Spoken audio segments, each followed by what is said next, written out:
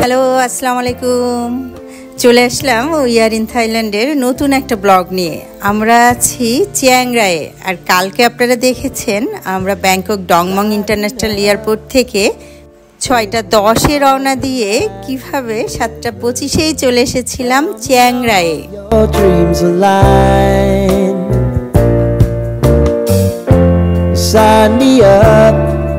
যেহেতু আমাদের হাতে ক্যারিং ব্যাগ ছিল, সো কোনো ঝামেলা ছাড়াই আমরা এয়ারপোর্ট থেকে বের হয়ে খুঁজতে লাগলাম যানবাহন। তখনও জানতাম না চিয়াং রায়ে গ্র্যাব কাজ করে, সেই জন্য আমরা একটা টেম্পো ঠিক করে চলে এসেছিলাম আমাদের হোটেলে। তবে রাস্তাটা কিন্তু চমৎকার সুন্দর ছিল। আর আজকে আমি আপনাদের 227 নম্বর ব্লগে দেখাবো হোটেলটা কেমন ছিল।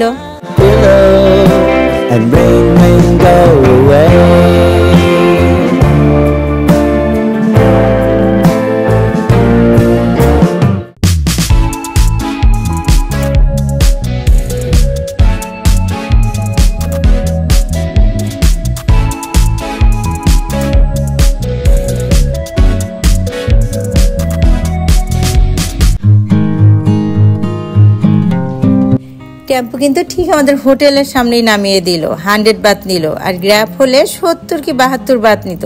আমার ফুল জার্নির একটা ব্লগ আছে, উপরের লিঙ্কে ক্লিক করে দেখে নিতে পারেন, ডিসক্রিপশনেও থাকবে।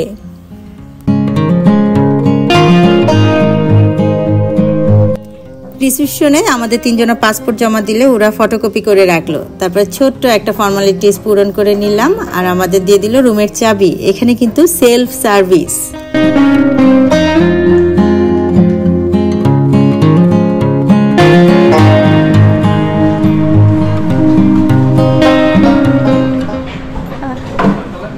নাইস হোটেল আর কি, মানে ঢুকেই ভালো লাগলো। আসো Raha, reception is also nice. And সবচেয়ে বড় কথা, আমরা এই যে 8টার সময় এসে পৌঁছাইলাম, এখনই রুম পেয়ে রুম দিয়ে দিচ্ছে, কোনো এক্সট্রা চার্জ নেই, কিচ্ছু নেই। এটা খুবই একটা মানে এই পর্যন্ত পাই নাই আর কি ব্যাংককে। ভালো লাগলো, বেশ ভালো লাগলো। ঠিক আছে, এবং হোটেলটাও অনেক সুন্দর এবং নোন, সবাই চেনে। আচ্ছা, আমি ঘুরে ঘুরে হোটেল দেখাচ্ছি পরে, চলেন এখন রুমে যাই আগে। হোটেলটা 4 তলা, তবে লিফট ছাড়া। আপনাদের কিন্তু নিজেদের ব্যাগ নিজেদেরই ক্যারি করতে হবে। বেশ বড় সড়ো ওপেন খোলামেলা একটা হোটেল।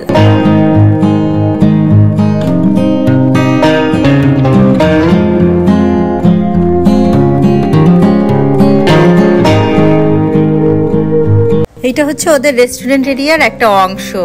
রেস্টুরেন্ট কেমন ছিল আসলে বলতে পারবো না, কারণ আমরা ওখানে খাই নাই, হালাল সার্টিফাইড না, সেই জন্য। তবে রেস্টুরেন্টের এই জায়গাটা বেশ সুন্দর ছিল। ছিল বাচ্চাদের খেলার জন্য কিছু খেলনাও।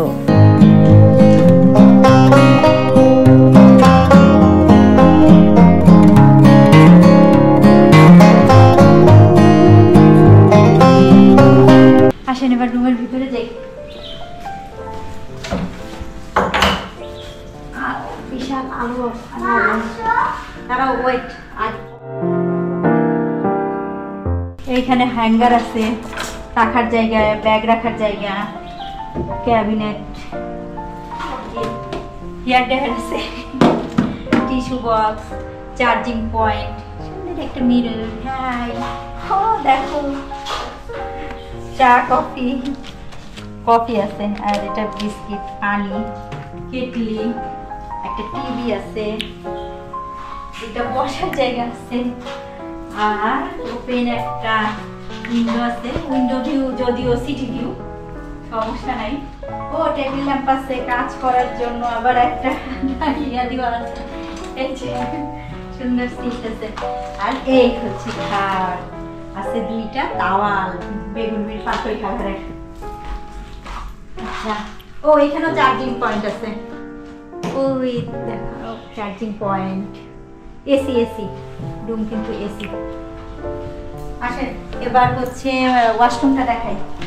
ওয়াশরুম আমরা কি আলো দিই নাই নাকি? উল্টা দিলে। বাহ, ছোট্ট একটা ওয়াশরুম, বেসিন আছে, ওয়াশরুম হচ্ছে এখানে কিছু দেখতেছি না। আইপ্যাড, টয়লেট, ও আচ্ছা আচ্ছা, এই যে এখানে শ্যাম্পু, কন্ডিশনার, শাওয়ার জেল আর গরম পানিরও ব্যবস্থা আছে এখানে। ও আয়না আছে সুন্দর একটা। হ্যালো, ঠিক আছে, মোটামুটি ভালো লাগলো। মোটামুটি না, আসলে অনেক ভালো লাগছে। চ্যাংরাইয়ের মতো জায়গায় এত ওপেন খোলামেলা একটা রুম পাওয়া গেছে। আবার তার চেয়ে বড় কথা হয়েছে, বললাম তাড়াতাড়ি, মানে সেই 2টার সময় চেকিং হওয়ার কথা, সেইখানে 8টার সময় চেকিং দিয়ে দিছে। এটা বোনাস মনে হচ্ছে। যাক, হোটেল ভালো লাগতেছে। আচ্ছা, এখানে রেস্টুরেন্টও আছে। তো রেস্টুরেন্টে জানি না আমরা খেতে পারবো কিনা, তাও দেখাবো আর কি। রেস্টুরেন্ট তো অবশ্যই দেখাবো। আসেন, এখন ফ্রেশ ট্রেশ হয়ে বের হইতে হবে। আমরা খালি 1 রাতের জন্য চ্যাংরায় থাকবো, সো অনেক জায়গা ঘুরতে হবে।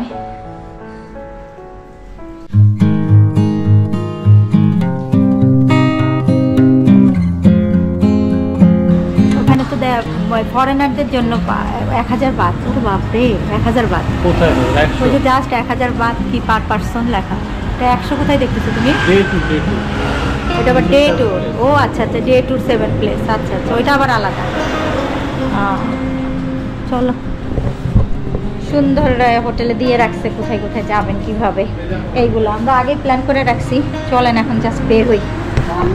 আপনারা এই হোটেলে ওঠেন আর না ওঠেন, তবে এই যে এই ফ্যাসিলিটিসটা দেখে রাখতে পারেন। 1000 বাত দিয়ে পুরো চ্যাংরাই শহর ঘুরিয়ে দিবে একদিনে। আমার কাছে এটা খুবই ভালো লেগেছে। আমরা আগে জানা থাকলে এভাবেই ঘোরার চেষ্টা করতাম।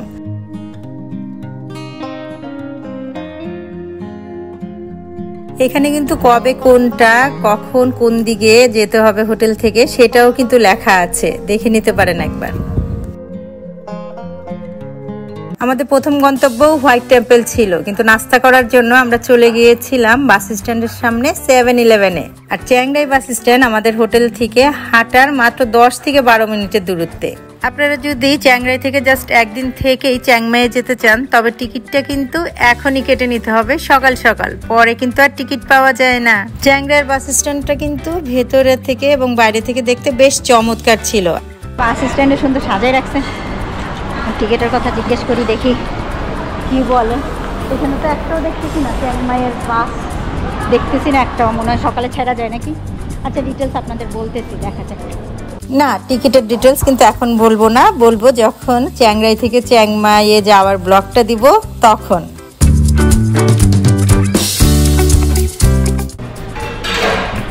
এই যে ক্লক টাওয়ারের পাশাপাশি আমরা এখন পিৎজা খাচ্ছি।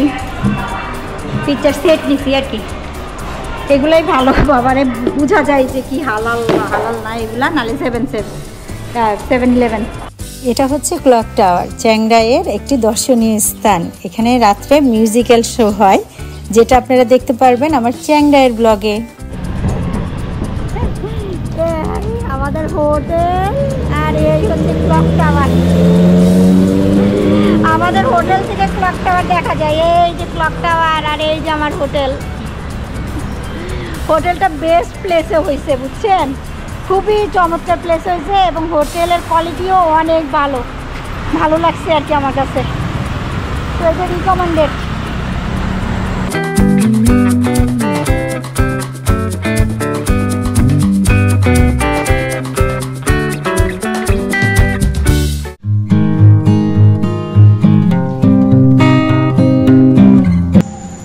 আমাদের হোটেলের নাইট ভিউ দেখতেছি, যাচ্ছি আসলে লাইট শো দেখতে। এখানে 3 ঘন্টা লাইট শো হয়, মানে 7টা, 8টা, 9টা প্রত্যেকটা দিন। ওই যে আমাদের হোটেলের জাস্ট বাম পাশে যে গোল্ডেন টাওয়ার, ক্লক টাওয়ার, সেখানে নাইট শো দেখতে যাচ্ছি। আর আপনারা দেখেন আমাদের হোটেলের নাইট ভিউ, চমৎকার লাগছে আমার হোটেলটা। আসলে এত খোলামেলা আর এত বড়।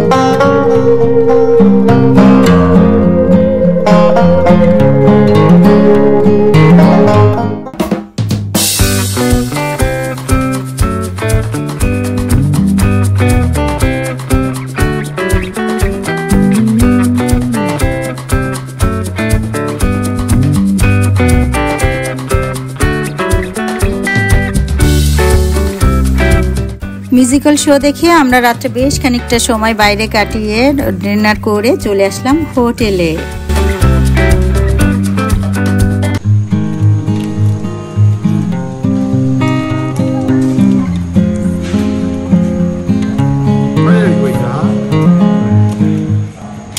ভালো লাগছে আসলে হোটেলটা, খোলামেলা, বেশ সুন্দর হোটেল। আর এটা এখন চেক আউট হয়ে যাচ্ছি, কোনো প্যারা নিতে হয়নি, কিছুই না, এবং দেখলেনই তো খুব সুন্দর। আচ্ছা, রিকমেন্ডেড থাকলো যদি চ্যাংরাই আসেন তাহলে এই হোটেলে থাকেন।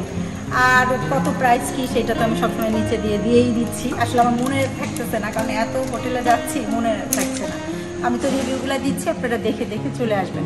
আর দেখা হবে নতুন কোনো হোটেলে, নতুন কোনো জায়গায়। এখন চিয়াংমাই যাচ্ছি, তো চিয়াংমাইয়ের হোটেলও দেখাবো, এইভাবে দেখাইতে থাকবো। তো দেখতে হলে সাবস্ক্রাইব করতে হবে।